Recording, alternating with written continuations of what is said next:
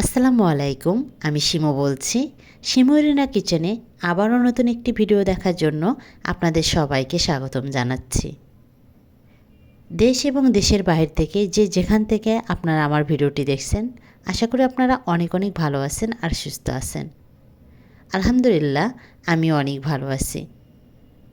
আজ আমি আপনাদের মাঝে শেয়ার করব জিভে জল আনা কাঁচা আমের মাখা রেসিপি বা ভর্তা রেসিপি। এই তো আমি গাছ থেকে একদম ফ্রেশ আম পেড়ে নিয়ে আম মাখা করব।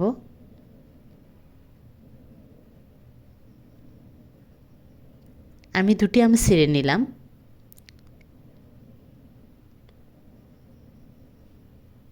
এখন আমি ভালোভাবে আম ধুয়ে নিয়ে খোসা ছিঁড়ে নিব।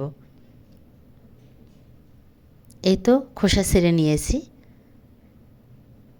এখন আমি গ্রেট করে নিব।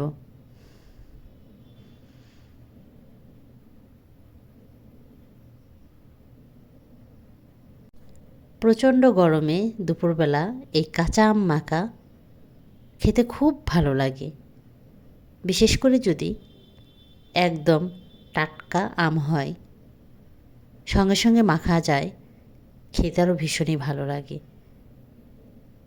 তো আপনারা ভিডিওটি স্কিপ না করে আমার সঙ্গে থাকবেন। আমি আশা করছি আমার এই আম মাখা আপনাদের কাছে ভীষণ ভীষণ ভালো লাগবে।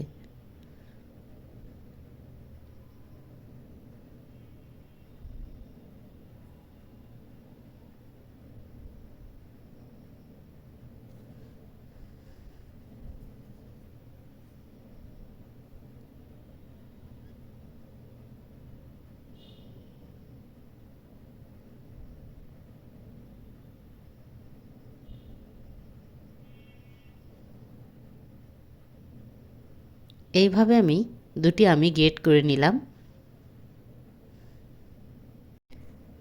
এখন আমি মিক্সিং বলে তুলে নিচ্ছি।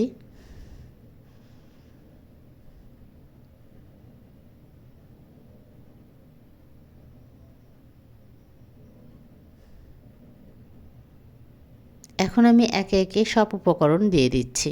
প্রথমেই আমি দিয়ে দিলাম পরিমাণ মতো পিঙ্ক সল্ট। এখন আমি দিয়ে দিলাম চিলি ফ্লেক্স পরিমাণ মতো। এখন আমি দিয়ে দিলাম পরিমাণ মতো কাঁচামরিচ কুচি। আর এখন আমি দিয়ে দিলাম স্বাদ মতো বিট লবণ। এখন আমি দিয়ে দিচ্ছি খেজুরের গুড়।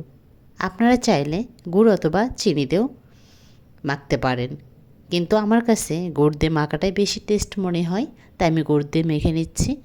এখন আমি দিয়ে দিলাম পরিমাণ মতো সরিষার তেল।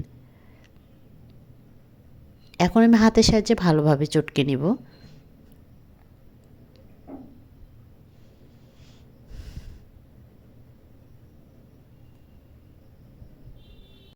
এইভাবে যদি আপনারা কাঁচা আম মাখা একবার খান, বারবার খেতে মন চাইবে।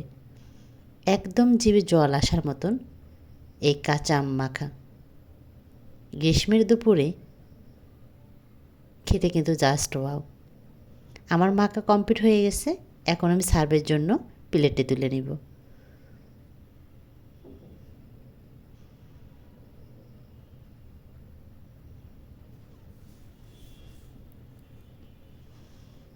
আর আপনাদের কাছে আমার এই ভিডিও যদি বিন্দুমাত্র ভালো লেগে থাকে, প্লিজ আপনারা যারা এখনও সাবস্ক্রাইব করেননি, সাবস্ক্রাইব করে পাশে থাকা বেল বাটন অন করে দেবেন।